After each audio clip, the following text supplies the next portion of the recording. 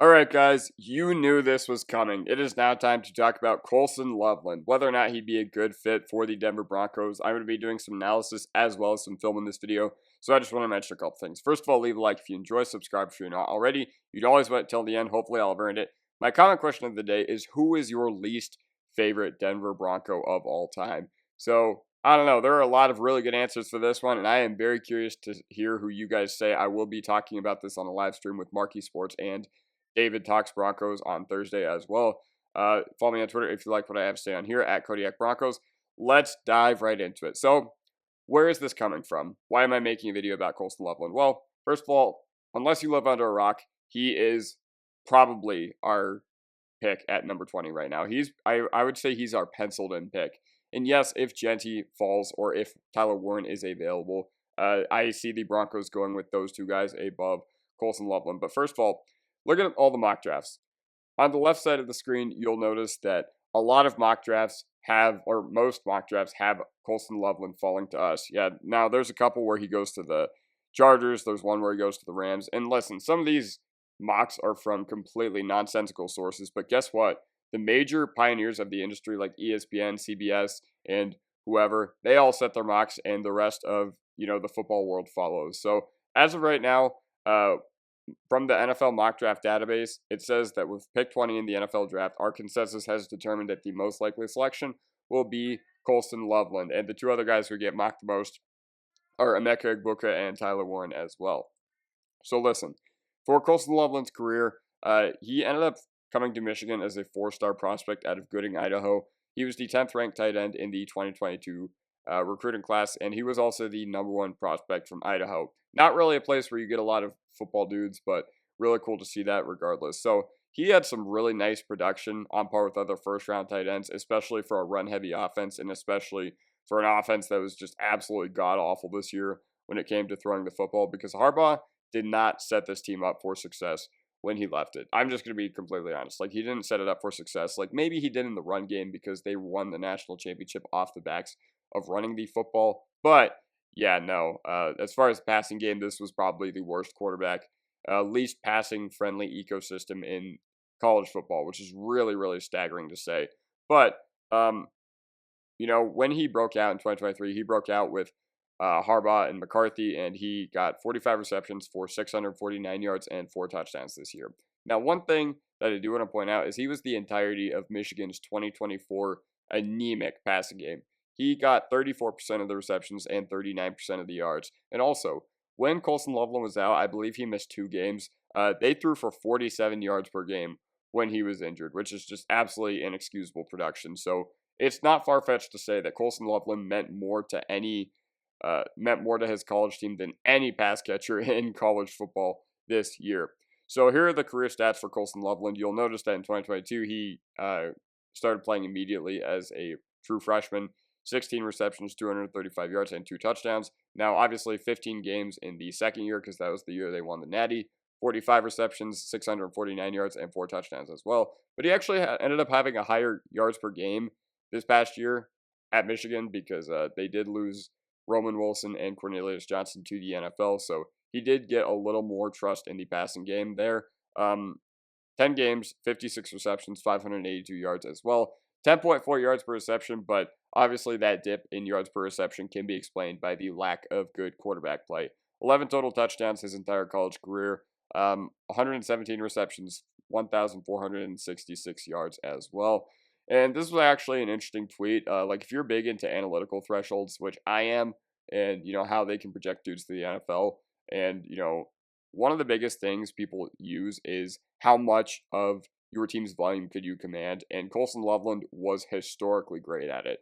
Posted the highest receiving yards market share and weighted dominator rating in a single season among all power conference tight ends since the 2010 class. So, that's a lot to digest if you're not a nerd, but if you are a nerd, you'll know that that is basically fancy talk for Colston Loveland commanded a higher percentage of his team's volume than any other tight end that has played in college football over the past 15 years, and that is absolutely absurd to think about.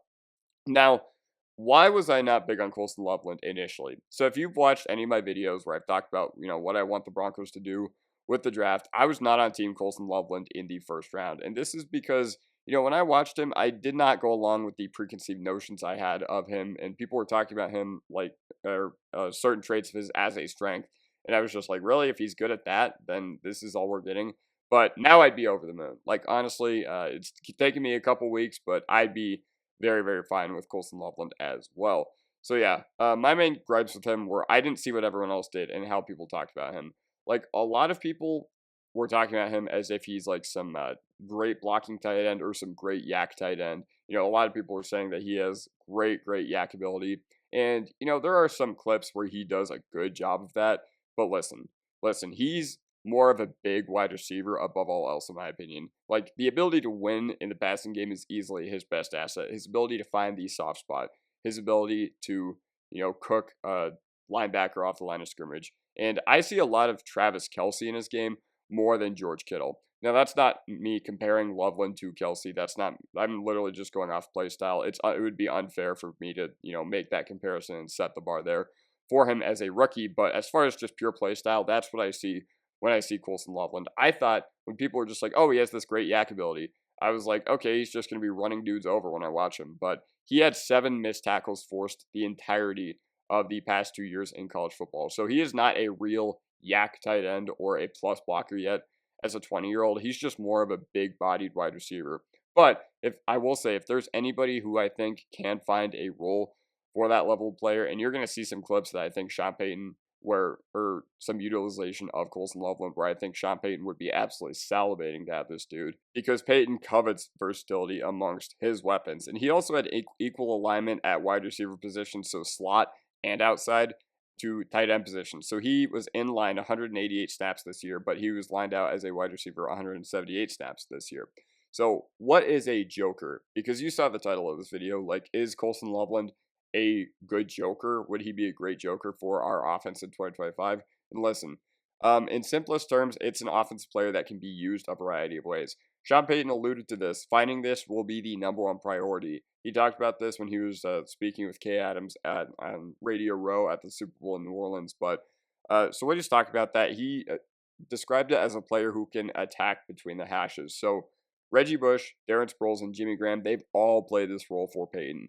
Now, we haven't really had the means to go out and get this the past 2 years, but now that we have our quarterback, we absolutely can find our joker in this upcoming draft. And luckily, the positions where the Broncos are weakest, so running back, tight end, safety, D-line, like all those are very deep in this draft as well.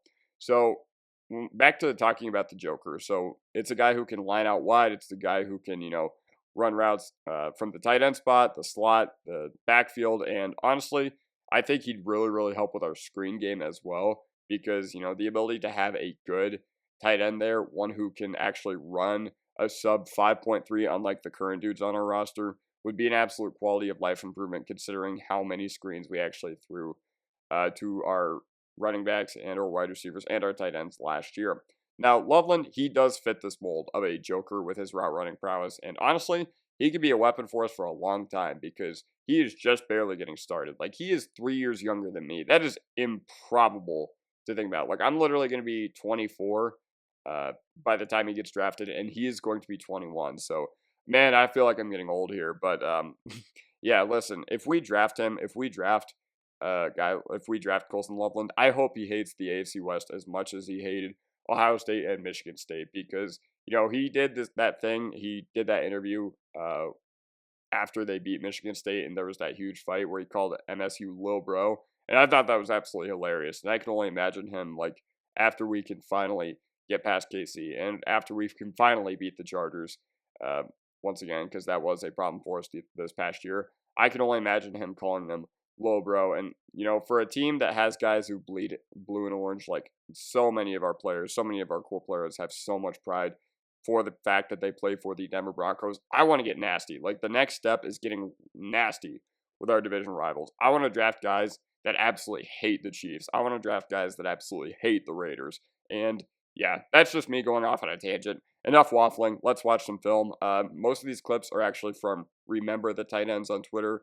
He had a great Twitter thread addressing, Colston Loveland and, some of these plays. So, yeah, pretty much all these are from him.